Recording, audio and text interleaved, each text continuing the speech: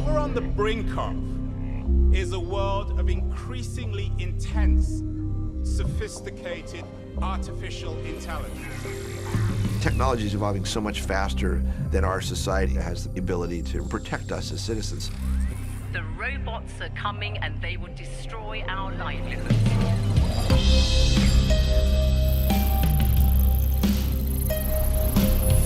You have a networked intelligence that watches us, knows everything about us, and begins to try to change us.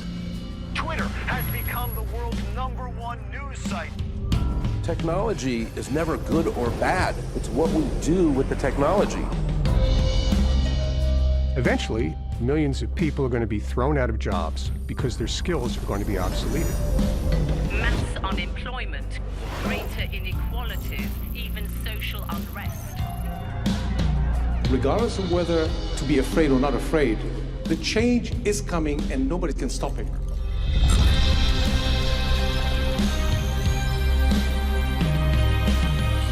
We've invested huge amounts of money, and so it stands to reason that the military, with their own desires, are going to start to use these technologies. Autonomous weapons systems would lead to a global arms race to rival the nuclear era. We know what the answer is. They'll eventually be killing us.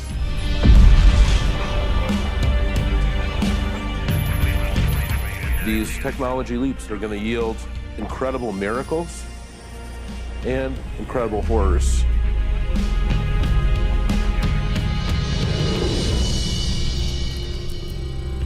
We created it. So I think as we move forward, this intelligence will contain parts of us. And I think the question is, will it contain the good parts or the bad parts?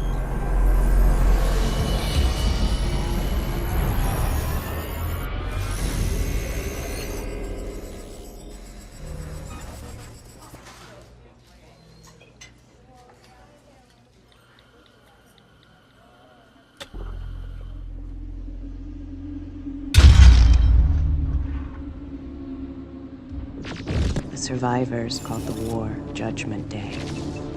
They lived only to face a new nightmare. The war against the machines. I think we've completely fucked this up. I think Hollywood has managed to inoculate the general public against this question. The idea of machines that will take over the world. Open the pod bay doors, Hal.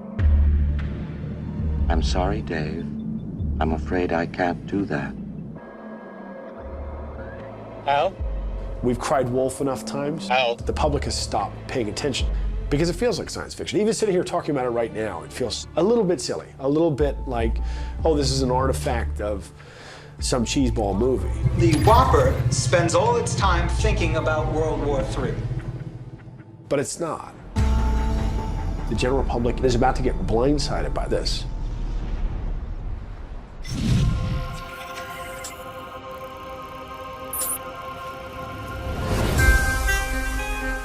As a society and as individuals, we're increasingly surrounded by machine intelligence. We carry this pocket device in the palm of our hand that we use to make a striking array of life decisions right now, aided by a set of distant algorithms that we have no understanding.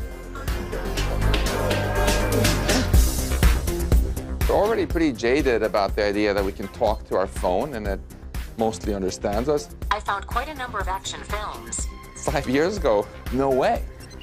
Robotics, machines that see and speak and listen, all that's real now. And these technologies are going to fundamentally change our society. Now we have this great movement of self-driving cars. Driving a car autonomously can move people's lives into a better place. I've lost a number of family members, including my mother, my brother and sister-in-law and their kids, to automobile accidents. It's pretty clear we could almost eliminate car accidents with automation. 30,000 lives in the US alone, about 1 million around the world per year. In healthcare, early indicators are the name of the game in that space. So that's another place where it can save somebody's life. Here in the breast cancer center, All the things that the radiologist's brain does in 2 minutes, the computer does instantaneously. A computer has looked at 1 billion mammograms, and it takes that data and applies it to this image instantaneously. So the medical application is profound. Another really exciting area that we're seeing a lot of development in is actually understanding our genetic code and using that to both diagnose disease and create personalized treatments. The primary application of all these machines will be to extend our own intelligence. We'll be able to make ourselves smarter, and we'll be better at solving problems. We don't have to age. We'll actually understand aging. We'll be able to stop it. There's really no limit to what intelligent machines can do for the human race.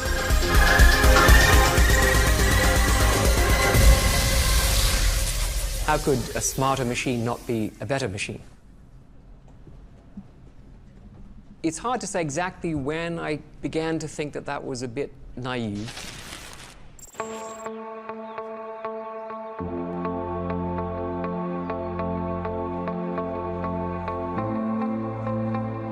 Stuart Russell, he's basically a god in the field of artificial intelligence. He wrote the book that almost every university uses. I used to say it's the best-selling AI textbook. Now I just say it's the PDF that's stolen most often. Artificial intelligence is about making computers smart.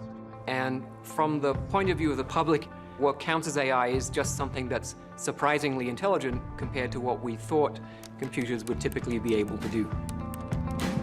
AI is a field of research to try to basically simulate all kinds of human capabilities.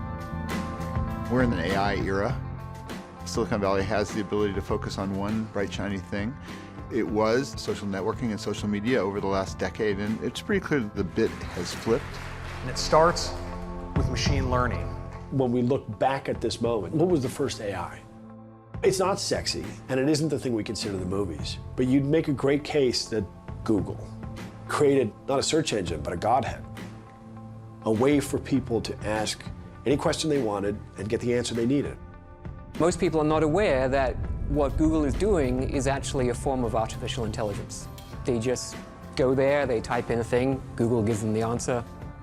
With each search, we train it to be better.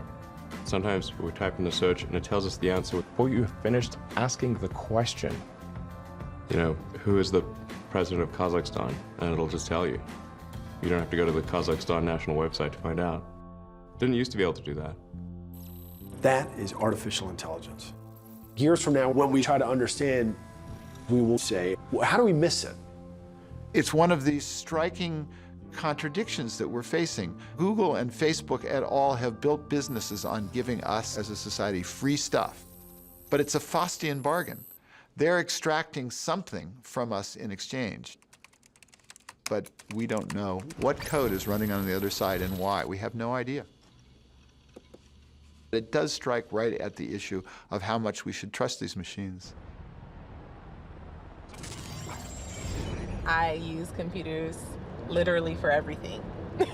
There's so many computer advancements now, and it's become such a big part of our lives. It's just incredible what a computer can do. You can actually carry a computer in your purse. I mean, how awesome is that? I think most technology is meant to make things easier and simpler for all of us. So hopefully that just remains the focus. I think everybody loves their computers.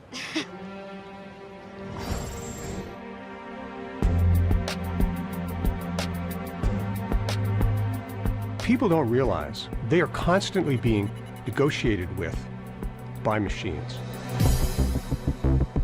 Whether that's the price of products in your Amazon cart, whether you can get on a particular flight, whether you can reserve a room at a particular hotel.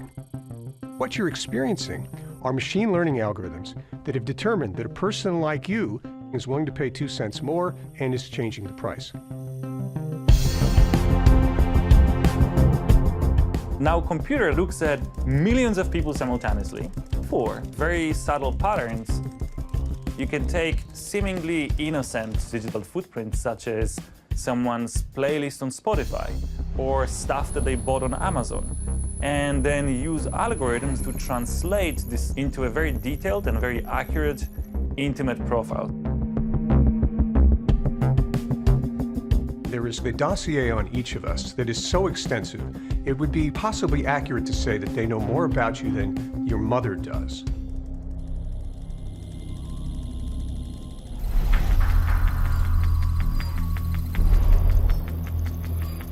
Major cause of the recent AI breakthroughs isn't just that some dude had a brilliant insight all of a sudden, but simply that we have much bigger data to train them on and vastly better computers. The magic is in the data. It's a ton of data. I mean, it's data that's never existed before. We've never had this data before.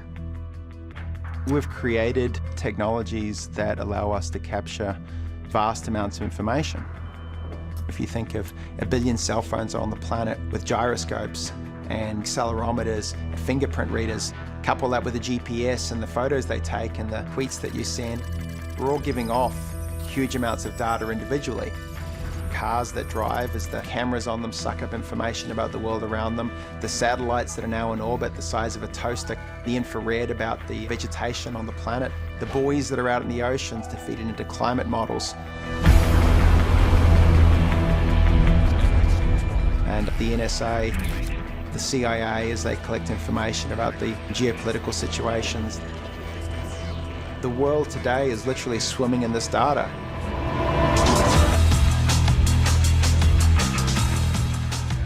Back in 2012, IBM estimated that an average human being leaves 500 megabytes of digital footprints every day. If you wanted to back up only 1 day worth of data that humanity produces, and you print it out on a letter-size paper, double-sided, font size 12, and you stack it up, it would reach from the surface of the Earth to the sun 4 times over. That's every day. The data itself is not good or evil, it's how it's used. We're relying really on the goodwill of these people and on the policies of these companies. There is no legal requirement for how they can and should use that kind of data. That, to me, is at the heart of the trust issue. Right now, there's a giant race for creating machines that are as smart as humans. Google. They're working on what's really the kind of Manhattan Project of artificial intelligence. They've got the most money, they've got the most talent. They're buying up AI companies and robotics companies. People still think of Google as a search engine and their email provider and a lot of other things that we use on a daily basis. But behind that search box are 10 million servers. That makes Google the most powerful computing platform in the world. Google is now working on an AI computing platform that will have 100 million servers. So when you're interacting with Google, we're just seeing the toenail of something that is a giant beast in the making. And the truth is, I'm not even sure that Google knows what it's becoming.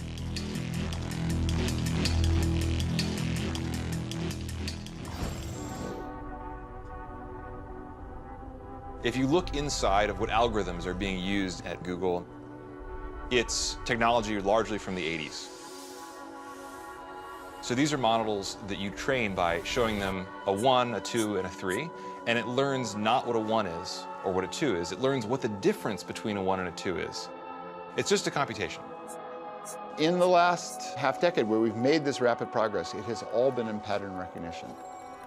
Most of the good old-fashioned AI was when we would tell our computers how to play a game like chess. From the old paradigm where you just tell the computer exactly what to do. This is Jeopardy! The IBM Challenge. No one at the time had thought that a machine could have the precision and the confidence and the speed to play Jeopardy well enough against the best humans. Let's play Jeopardy! 4-letter word for the iron fitting on the hoof of a horse. Watson. What is issue? You are right. You get to pick. Literary character, APB, for 800. Answer, the Daily Double. Watson actually got its knowledge by reading Wikipedia and 200 million pages of natural language documents. You can't program every line of how the world works. The machine has to learn by reading.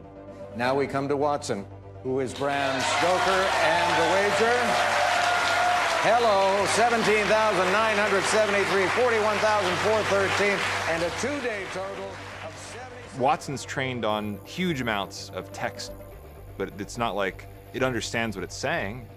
It doesn't know that water makes things wet by touching water and by seeing the way things behave in the world the way you and I do.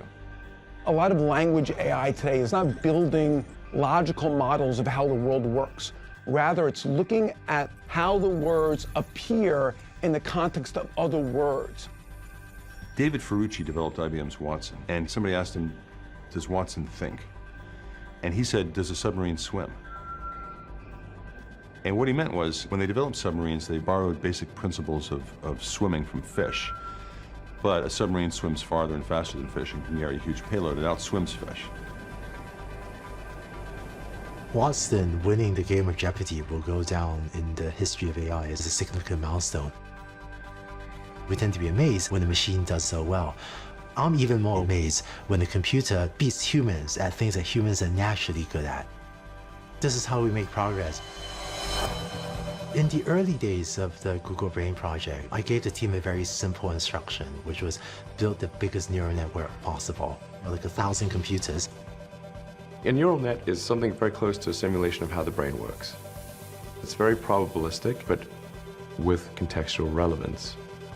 In your brain, you have long neurons that connect to thousands of other neurons, and you have these pathways that are formed and forged based on what the brain needs to do. When a baby tries something and it succeeds, there's a reward. And that pathway that created the success is strengthened. If it fails at something, the pathway is weakened, and so over time, the brain becomes honed to be good at the environment around it. Really, it's just getting machines to learn by themselves. It's called deep learning, and deep learning and neural networks mean roughly the same thing. Deep learning is a totally different approach, where the computer learns more like a toddler, by just getting a lot of data and eventually figuring stuff out. The computer just gets smarter and smarter as it has more experiences. So imagine, if you will, a neural network, like 1,000 computers, and it wakes up not knowing anything, and we made it watch YouTube for a week.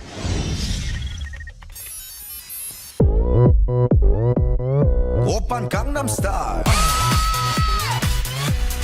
Gangnam Style. Oppan Gangnam Style. Gangnam Style. Oppan Gangnam Style. And so after watching YouTube for a week, what would it learn? We had a hypothesis they'll learn to detect commonly occurring objects in videos. And so we know that human faces appear a lot in videos. So we looked, and lo and behold, there was a neuron that had learned to detect human faces. Leave Britney alone! And then, well, what else appears in videos a lot? So we looked, and to our surprise, there was actually a neuron that had learned to detect cats.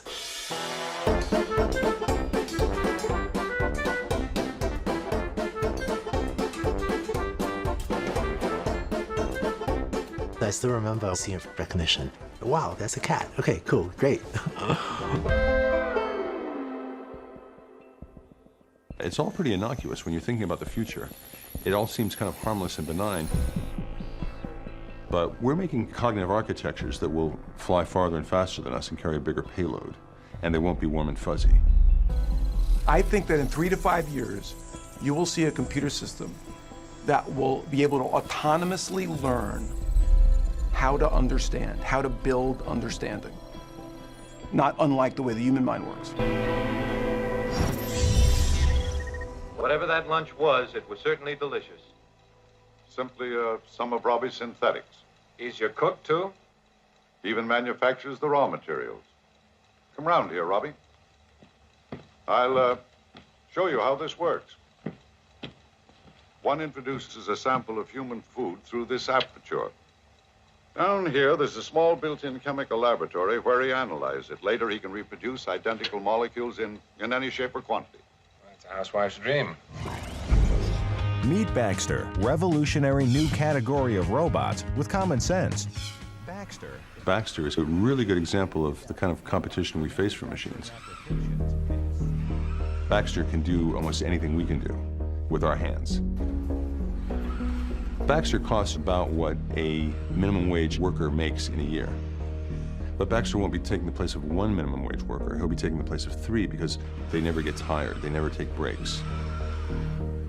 That's probably the first thing we're going to see, displacement of jobs. They're going to be done quicker, faster, cheaper by machines. Our ability to even stay current is so insanely limited compared to the machines we built. For example, now we have this great movement of Uber and Lyft, kind of making transportation cheaper and democratizing transportation, which is great. The next step is going to be that they're all going to be replaced by driverless cars. And then all the Uber and Lyft drivers had to find something new to do. There are 4 million professional drivers in the United States. They're unemployed soon. 7 million people that do data entry. Those people are going to be jobless. A job isn't just about money, right? On a biological level, it serves a purpose. It becomes a defining thing. When the jobs went away in any given civilization, it doesn't take long until that turns into violence.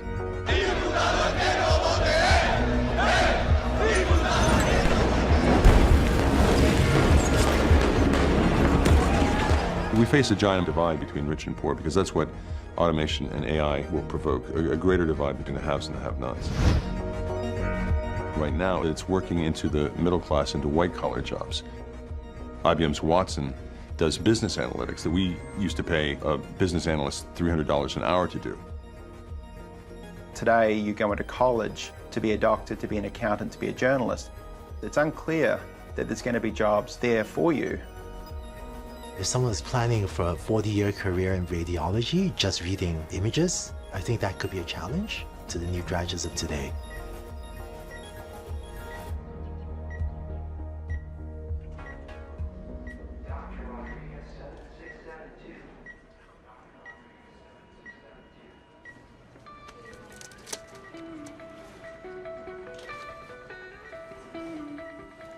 But today we're going to do a robotic case. The Da Vinci robot is currently utilized by a variety of surgeons for its accuracy and its ability to avoid the inevitable fluctuations of the human hand.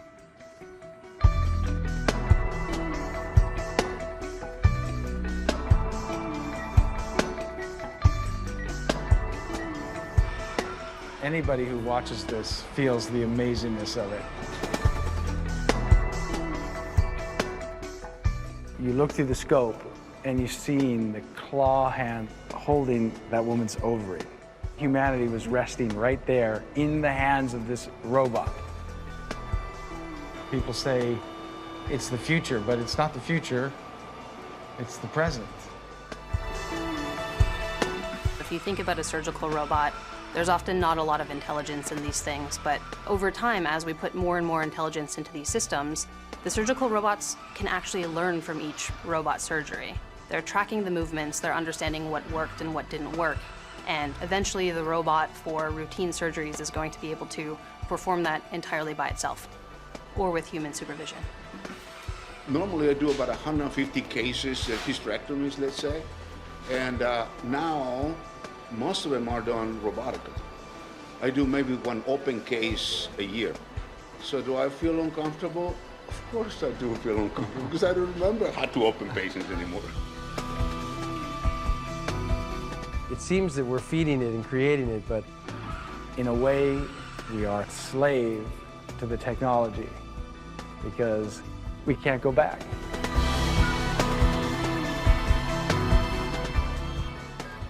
The machines are taking bigger and bigger bites out of our skill set at an ever-increasing speed.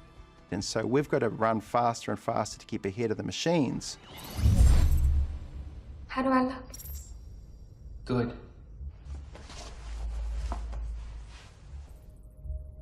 Are you attracted to me? What? Are you attracted to me? You give me indications that you are.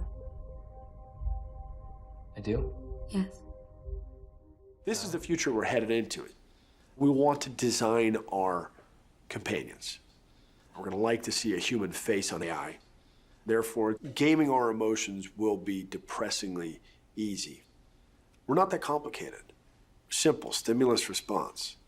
I can make you like me basically by smiling at you a lot. AIs are going to be fantastic at manipulating us.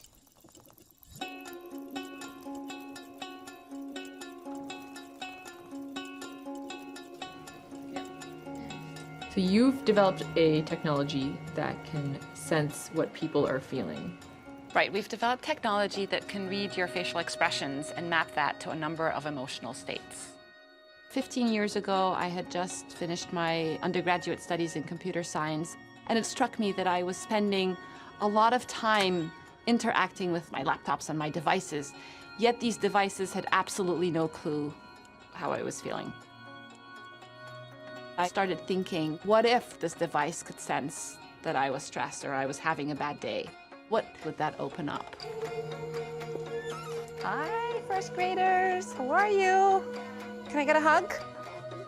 We had kids interact with the technology. A lot of it is still in development, but it was just amazing. Who likes robots? Me! Who wants to have a robot in their house? What would you use a robot for, Jack? I would use it to ask my mom very hard math questions. Okay. What about you, Theo? I would use it for scaring people. All right, so start by smiling. Nice. Brow furrow. Nice one. Eyebrow raised. This generation, technology is just surrounding them all the time.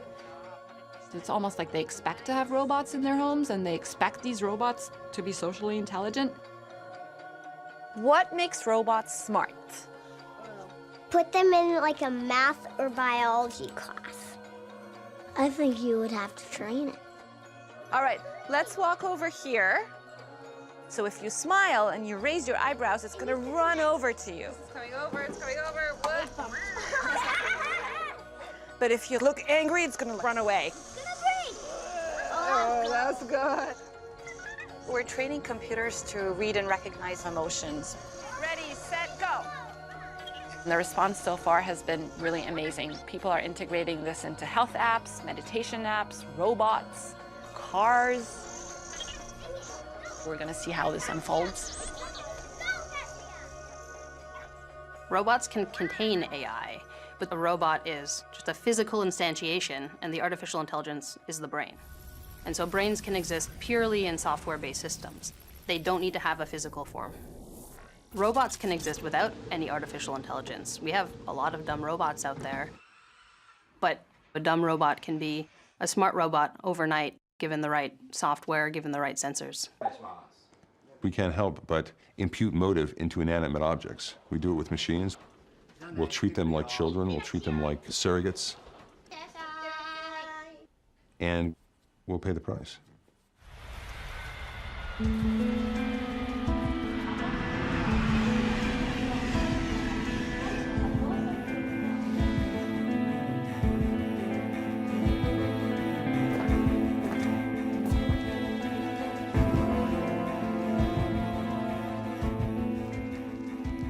Okay, welcome to the job.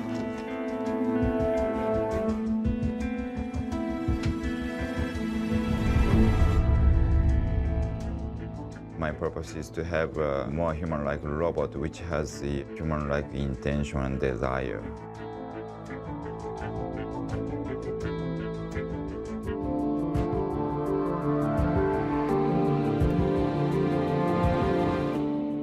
The name of the robot is Erika.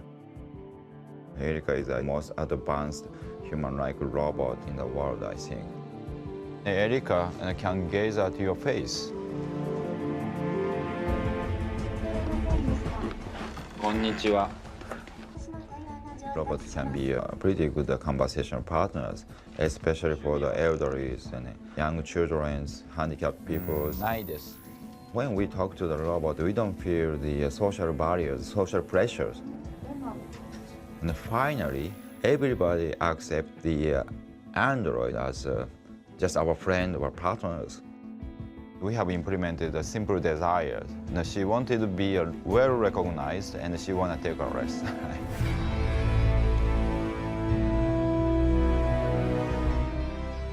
If a robot could have an intention and desires, the robot can understand other people's intention and desires.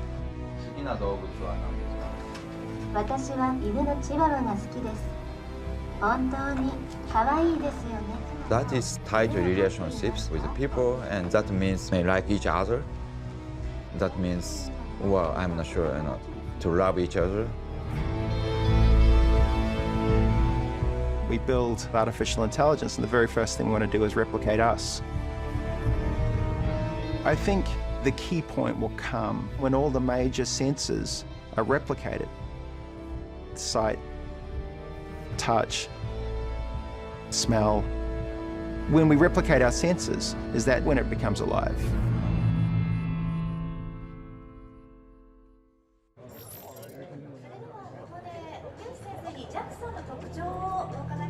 So many of our machines are being built to understand us. But what happens when an anthropomorphic creature discovers that they can adjust their loyalty, adjust their courage, adjust their avarice, adjust their cunning? The average person, they don't see killer robots going down the streets. They're like, what are you talking about? Man, we want to make sure we don't have killer robots going down the street. Once they're going down the street, it is too late.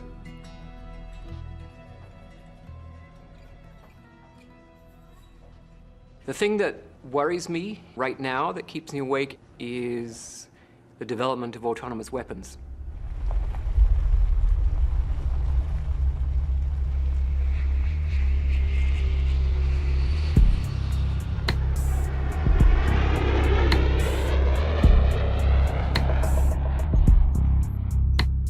Up to now, people have expressed unease about drones, which are remotely piloted aircraft.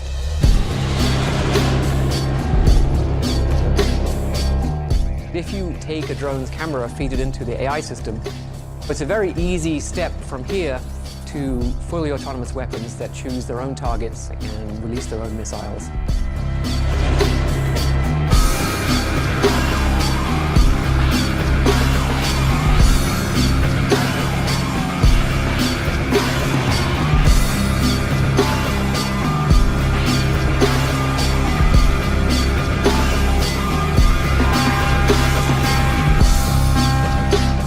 The expected lifespan of a human being in that kind of battle environment would be measured in seconds. At one point, drones were science fiction, and now they've become the normal thing in war. There's over 10,000 in the US military inventory alone, but they're not just a US phenomena. There's more than 80 countries that operate them. It stands to reason that people making some of the most important and difficult decisions in the world are going to start to use and implement artificial intelligence. The Air Force just designed a $400 billion jet program to put pilots in the sky, and a $500 AI designed by a couple of graduate students is beating the best human pilots with a relatively simple algorithm. AI will have as big an impact on the military as the combustion engine had at the turn of the century. It will literally touch everything that the military does, from driverless convoys delivering logistical supplies, to unmanned drones delivering medical aid, to computational propaganda to try and win the hearts and minds of a population. And so it stands to reason that whoever has the best AI will probably achieve dominance on this planet.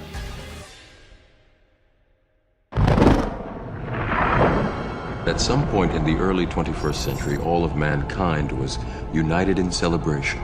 We marveled at our own magnificence as we gave birth to AI. AI? You mean artificial intelligence? A singular consciousness that spawned an entire race of machines. We don't know who struck first, us or them, but we know that it was us that scorched the sky. There's a long history of science fiction, not just predicting the future, but shaping the future.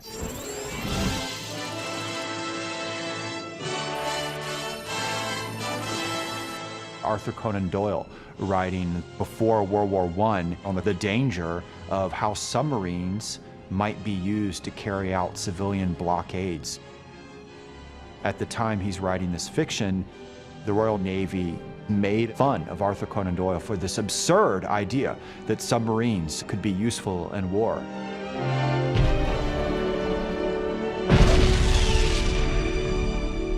One of the things we've seen in history is that our attitude towards technology, but also ethics, are very context dependent.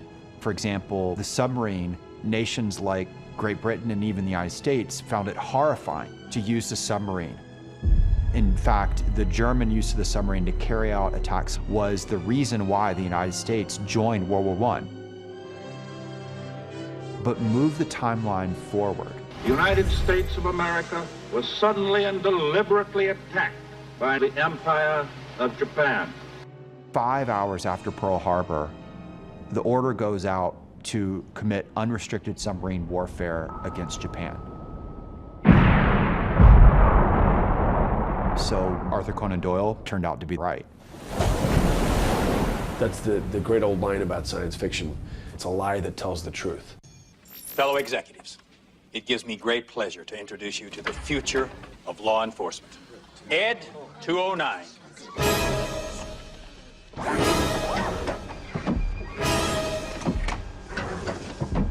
This isn't just a question of science fiction. This is about what's next, about what's happening right now. The role of intelligent systems is growing very rapidly in warfare. Everyone is pushing in the unmanned realm. Today, Secretary of Defense is very, very clear. We will not create fully autonomous attacking vehicles.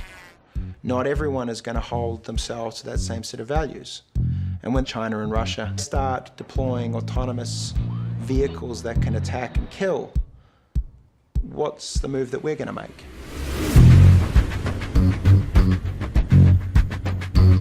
You can't say, well, we're going to use autonomous weapons for our military dominance, but no one else is going to use them. If you make these weapons, they're going to be used to attack human populations in large numbers.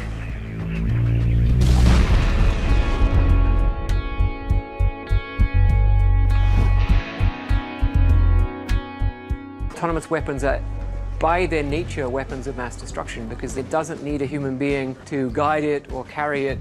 You don't need one person to, write a little program. It just captures the complexity of this field. It is cool. It is important. It is amazing. It is also frightening. And it's all about trust.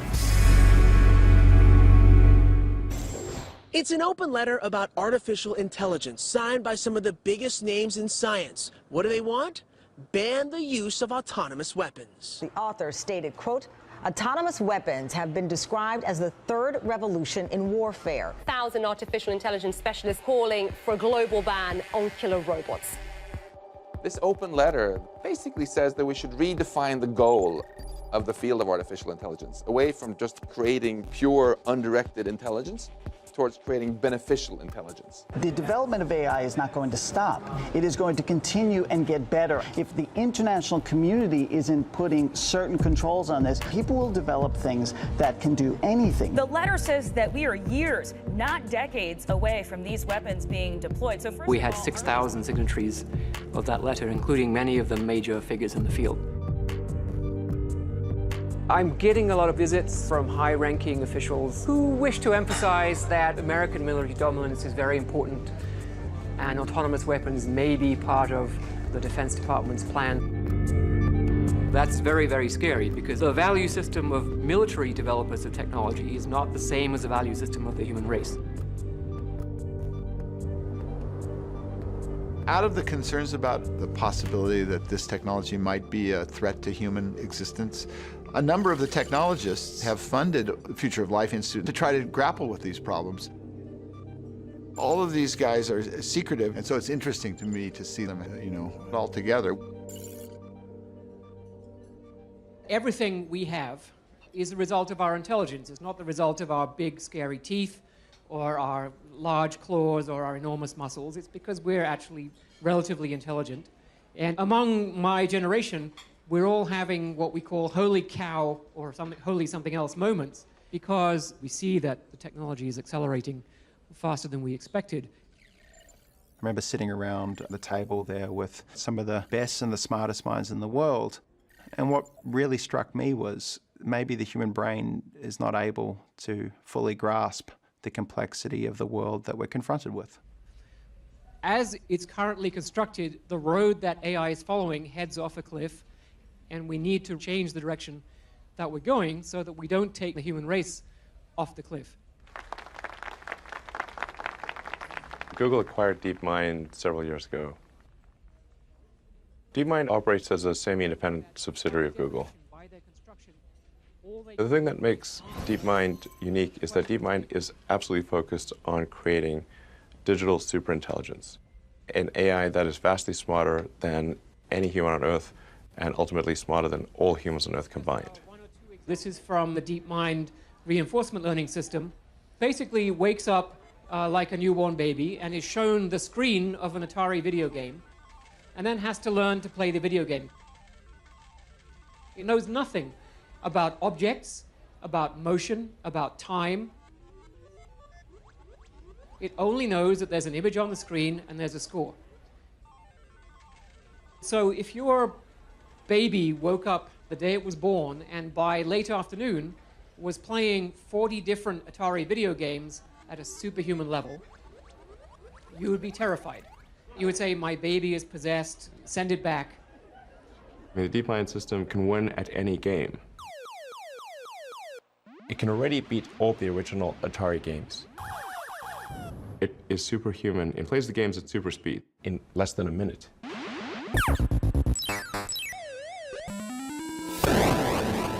DeepMind turned to another challenge, and the challenge was the game of Go, which people have generally argued has been beyond the power of computers to play with the best human Go players.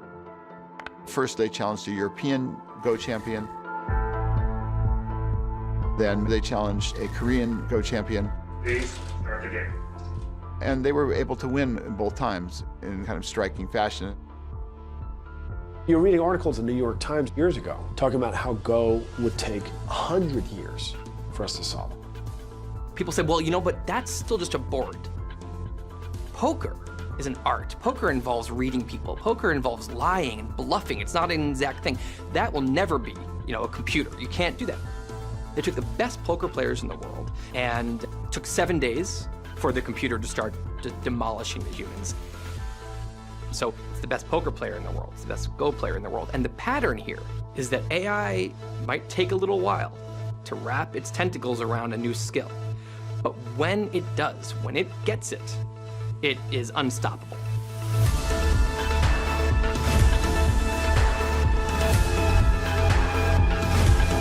DeepMind's AI has administrator-level access to Google's servers to optimize energy usage at the data centers. However, this could be an unintentional Trojan horse. DeepMind has to have complete control of the data centers, so with a little software update, that AI could take complete control of the whole Google system, which means they can do anything. They can look at all your data, they can do anything. We're rapidly headed towards digital superintelligence that far exceeds any human. I think it's very obvious. The problem is we're not going to suddenly hit human-level intelligence and say, okay, let's stop research. It's going to go beyond human-level intelligence into what's called superintelligence, and that's anything smarter than us. AI at the superhuman level, if we succeed with that, will be by far the most powerful invention we've ever made, and the last invention we ever have to make. And if we create AI that's smarter than us, we have to be open to the possibility that we might actually lose control to them. Let's say you give it some objective like curing cancer, and then you discover that the way it chooses to go about that is actually in conflict with a lot of other things you care about. AI doesn't have to be evil to destroy humanity. If AI has a goal and humanity just happens to be in the way, it will destroy humanity as a matter of course, without even thinking about it. No hard feelings. It's just like if we're building a road and an anthill happens to be in the way, we don't hate ants. We're just building a road. And so goodbye anthill. It's tempting to dismiss these concerns because it's like something that might happen in a few decades or 100 years. So why worry? But if you go back to September 11th, 1933, Ernest Rutherford, who was the most well-known nuclear physicist of his time, said that the possibility of ever extracting useful amounts of energy from the transmutation of atoms, as he called it, was moonshine. The next morning, Leo Szilard, who was a much younger physicist, read this and got really annoyed and figured out how to make a nuclear chain reaction just a few months later.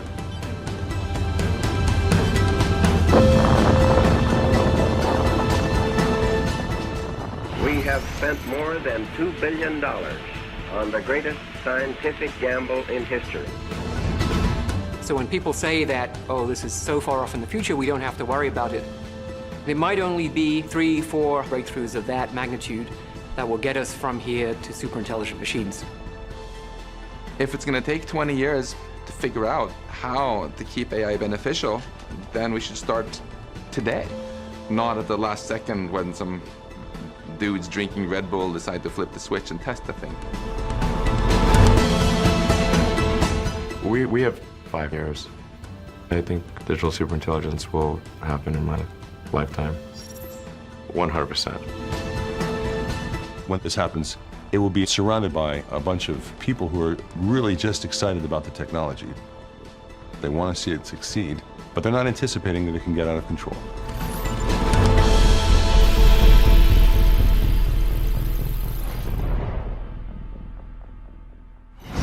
Oh my God, I trust my computer so much. That's an amazing question. I don't trust my computer. If it's on, I take it off. Like, even when it's off, I still think it's on. Like, you know, like, you really cannot trust, like, the webcams. You don't know if, like, someone might turn it on. You don't know, like. I don't trust my computer. Like, in my phone, every time they ask, we send your information to Apple. Every time so I not trust my phone. Okay, so part of it is yes, I do trust it because it would be really hard to get through the day and the way our world is set up without computers.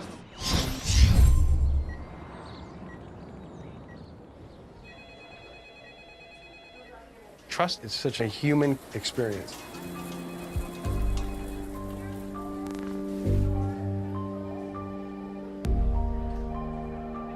I have a patient coming in with intracranial aneurysm.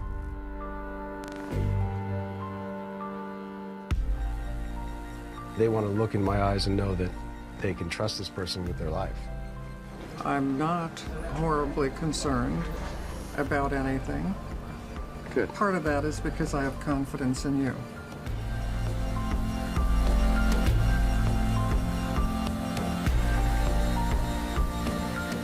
This procedure we're doing today, 20 years ago, was essentially impossible.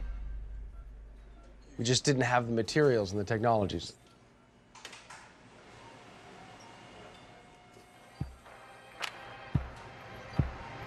Get on that corner.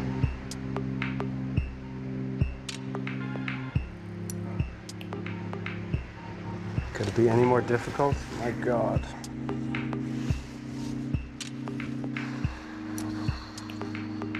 So the coil is barely in there right now. It's just a feather holding it in. It's nervous time.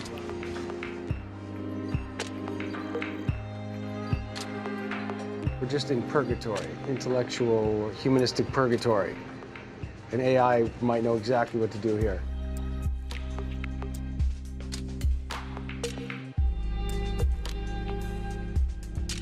We got the coil into the aneurysm, but it wasn't in tremendously well that I knew that it would stay. So with a maybe 20% risk of a very bad situation, I elected to just bring her back. Because of my relationship with her and knowing the difficulties of coming in and having the procedure, I consider things when I should only consider the safest possible route to achieve success. But I had to stand there for 10 minutes agonizing about it. The computer feels nothing. The computer just does what it's supposed to do. better and better. I want to be AI in this case. But can AI be compassionate? I mean, it's everybody's question about AI. We are the sole embodiment of humanity. And it's a stretch for us to accept that a machine can be compassionate and loving in that way.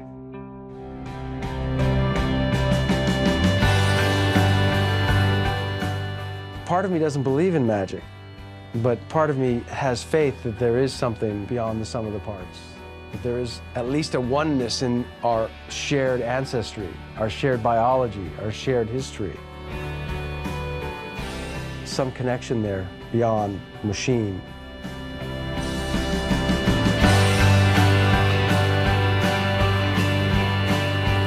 So then you have the other side of that is, does the computer know it's conscious, or can it be conscious, or does it care? Does it need to be conscious? Does it need to be aware?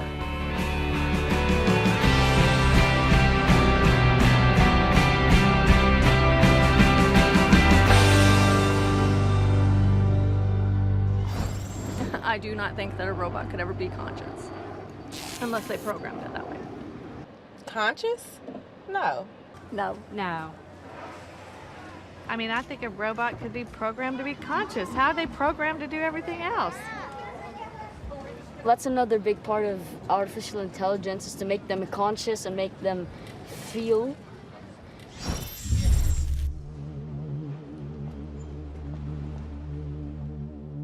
Back in 2005, we started trying to build machines with self-awareness.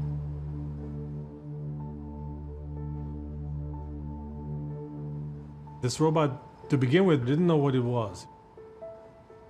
All he knew is that it needed to do something like walk. Through trial and error, it figured out how to walk using its imagination, and then it walked away.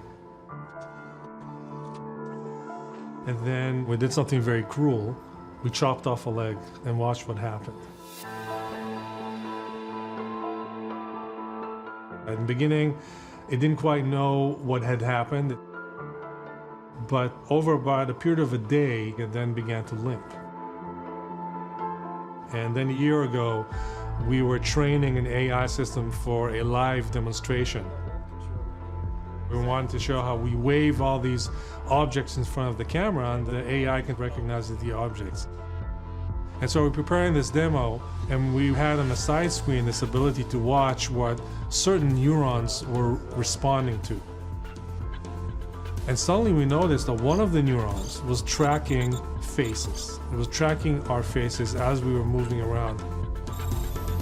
Now, the spooky thing about this is that we never trained the system to recognize human faces. And yet, somehow, it learned to do that. Even though these robots are very simple, we can see there's something else going on there. It's not just programmed. So this is just the beginning.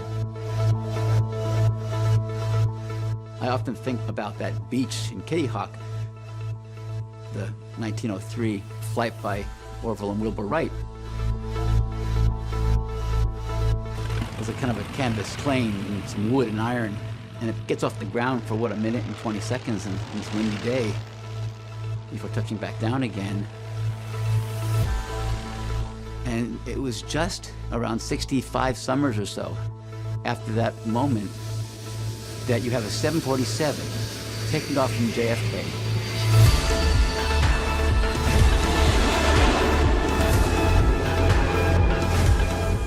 Where a major concern of someone on the airplane might be whether or not their salt-free diet meal is going to be coming to them or not. With a whole infrastructure, with travel agents and tower control, and it's all casual, and it's all part of the world. Right now, as far as we've come with machines that think and solve problems, we're at Kitty Hawk now. We're in the wind, we have our tattered canvas planes up in the air. But what happens in 65 summers or so We will have machines that are beyond human control. Should we worry about that? I'm not sure it's going to help.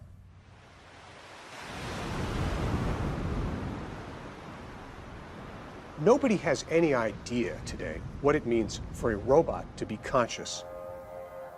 There is no such thing. There are a lot of smart people, and I have a great deal of respect for them. But the truth is, machines are natural psychopaths. Fear came back into the market. And down 800, nearly 1,000 in a heartbeat. I mean, it is classic capitulation. There are some people who are proposing there was some kind of fat finger error. Take the flash crash of 2010. In a matter of minutes, $1 trillion in value was lost in the stock market. The Dow dropped nearly 1,000 points in a half hour. So what went wrong? By that point in time, more than 60% of all the trades that took place on the stock exchange were actually being initiated by computers. There was panic selling on the way down, and all of a sudden it just stopped on a dime. All happening in real time, folks. The short story of what happened in the flash crash is that algorithms responded to algorithms, and it compounded upon itself over and over and over again in a matter of minutes. At one point, the market fell as if down a well. There is no regulatory body that can adapt quickly enough to prevent potentially disastrous consequences of AI operating in our financial systems. They are so prime for manipulation. Let's talk about the speed with which we are watching this market deteriorate. That's the type of AI run amok that scares people. When you give them a goal, they will relentlessly pursue that goal. How many computer programs are there like this? Nobody knows. One of the fascinating aspects about AI in general is that no one really understands how it works. Even the people who create AI don't really fully understand. Because it has millions of elements, it becomes completely impossible for a human being to understand what's going on.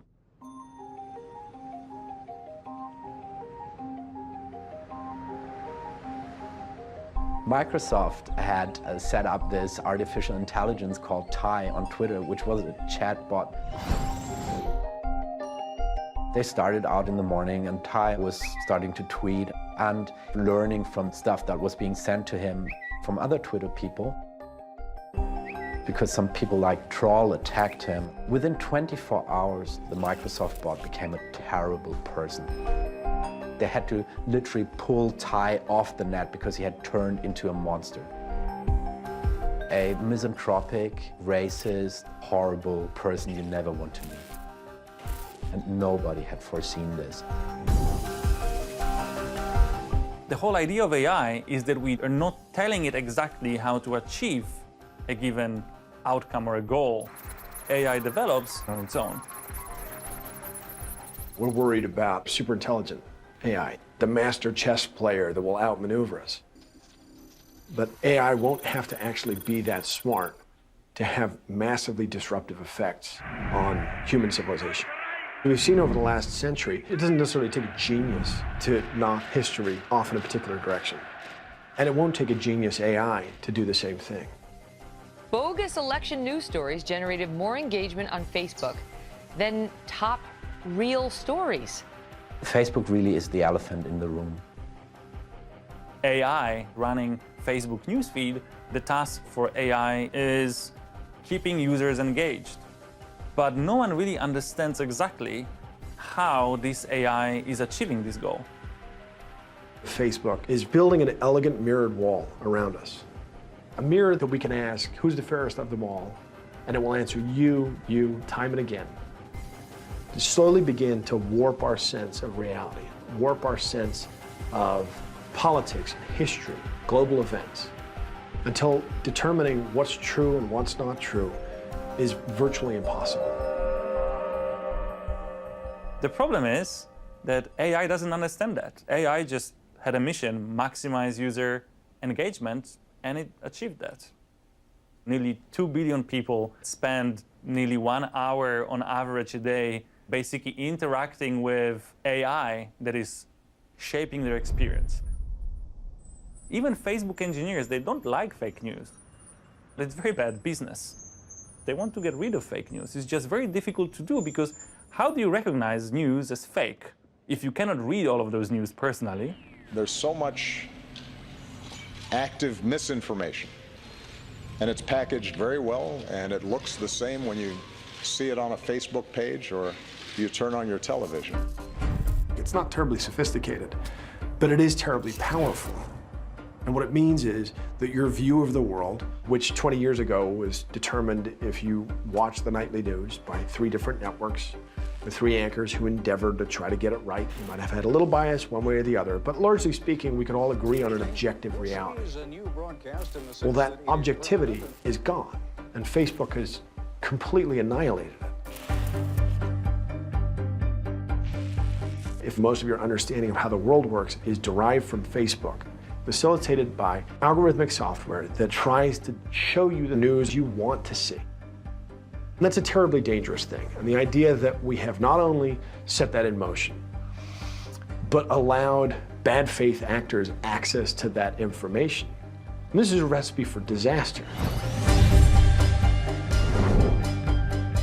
I think that there will definitely be lots of bad actors trying to manipulate the world with AI. 2016 was a perfect example of an election where there was lots of AI producing lots of fake news and distributing it for a purpose, for a result. Ladies and gentlemen, honorable colleagues, it's my privilege to speak to you today about the power of big data and psychographics in the electoral process, and specifically to talk about the work that we contributed to Senator Cruz's presidential primary campaign. Cambridge Analytica emerged quietly as a company that, according to its own hype, has the ability to use this tremendous amount of data in order to effect societal change. In 2016, they had 3 major clients. Ted Cruz was one of them. It's easy to forget that only 18 months ago, Senator Cruz was one of the less popular candidates seeking nomination. So what was not possible maybe like 10 or 15 years ago was that you can send fake news to exactly the people that you want to send it to. And then you can actually see how he or she reacts on Facebook and then adjust that information according to the feedback that you got. And so you can start developing kind of a real-time management of a population. In this case, we've zoned in on a group we've called Persuasion. These are people who are definitely going to vote, to caucus, but they need moving from the center a little bit more towards the right in order to support Cruz. They need a persuasion message. Gun rights I've selected. That narrows the field slightly more. And now we know that we need a message on gun rights. It needs to be a persuasion message, and it needs to be nuanced according to the certain personality that we're interested in. Through social media, there's an infinite amount of information that you can gather about a person. We have somewhere close to 4,000 or 5,000 data points on every adult in the United States. It's about targeting the individual. It's like a weapon which can be used in the totally wrong direction. That's the problem with all of this data. It's almost as if we built the bullet before we built the gun. Ted Cruz employed our data, our behavioral insights. He started from a base of less than 5% and had a very slow and steady but firm rise to above 35%, making him obviously the second most threatening contender in the race.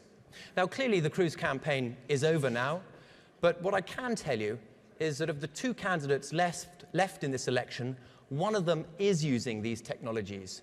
I, Donald John Trump, do solemnly swear that I will faithfully execute the office of President of the United States.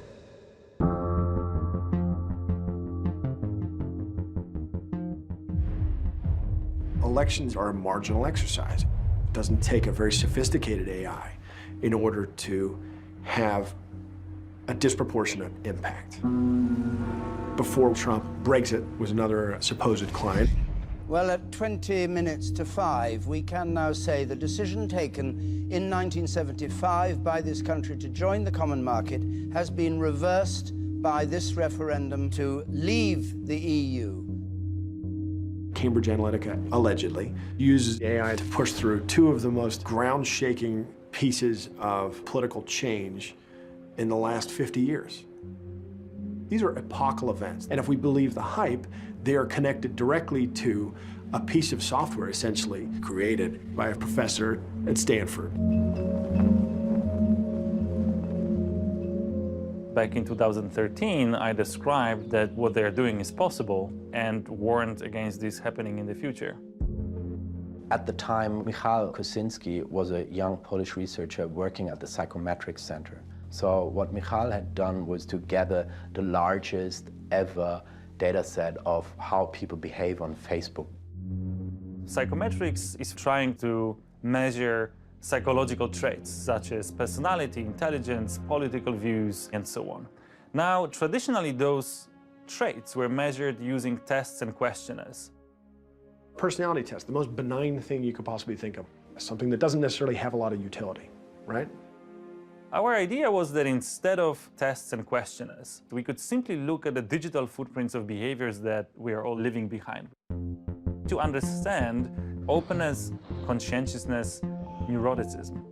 You can easily buy personal data such as where you live, what club memberships you've joined, which gym you go to. There are actually marketplaces for personal data. Turns out we can discover an awful lot about what you're going to do based on a very, very tiny set of information.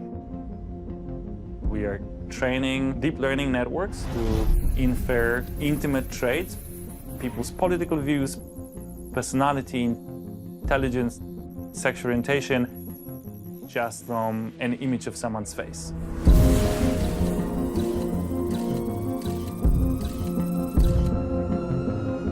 Now think about countries which are not so free and open-minded. If you can reveal people's religious views or political views or sexual orientation based on only profile pictures, this could be literally an issue of life and death. I think there's no going back. Do you know what the Turing test is? It's when a human interacts with a computer. And if the human doesn't know they're interacting with a computer, the test is passed. And over the next few days, you're going to be the human component in the Turing test. Holy shit. Yeah, that's right, Caleb. You got it. Because if that test is passed, you are dead center of the greatest scientific event in the history of man. If you've created a conscious machine, it's not the history of man. That's the history of gods.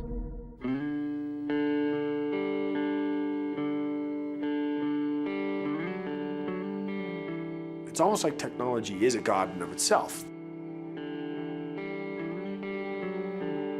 Like the weather, we can't impact it, we can't slow it down, we can't stop it.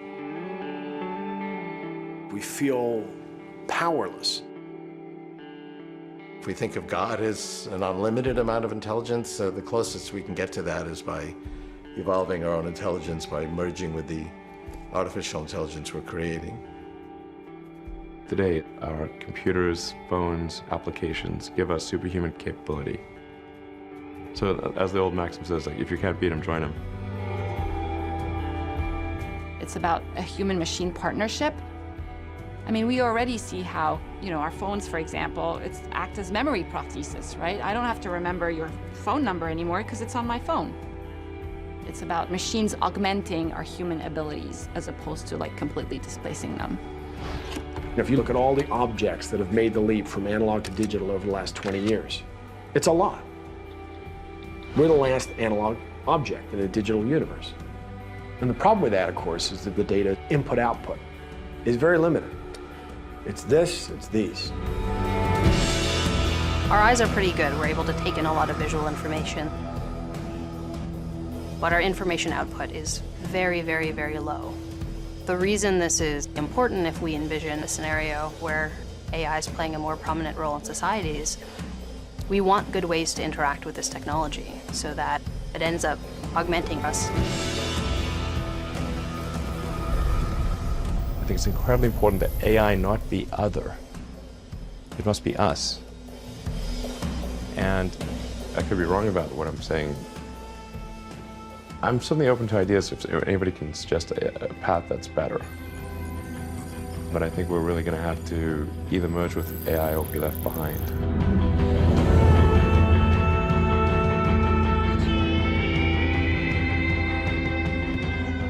It's hard to kind of think of unplugging a system that's distributed everywhere on the planet, that's distributed now across the solar system.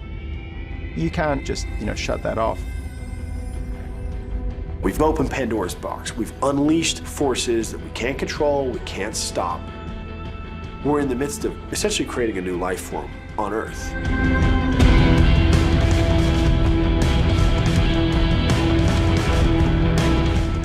We don't know what happens next. We don't know what shape the intellect of a machine will be when that intellect is far beyond human capabilities. It's just not something that's possible.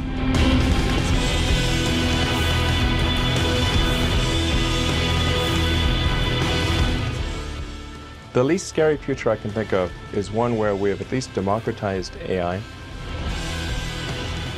Because if one company or small group of people manages to develop godlike digital superintelligence, they could take over the world. At least when there's an evil dictator, that human is going to die. But for an AI, there would be no death. It would live forever.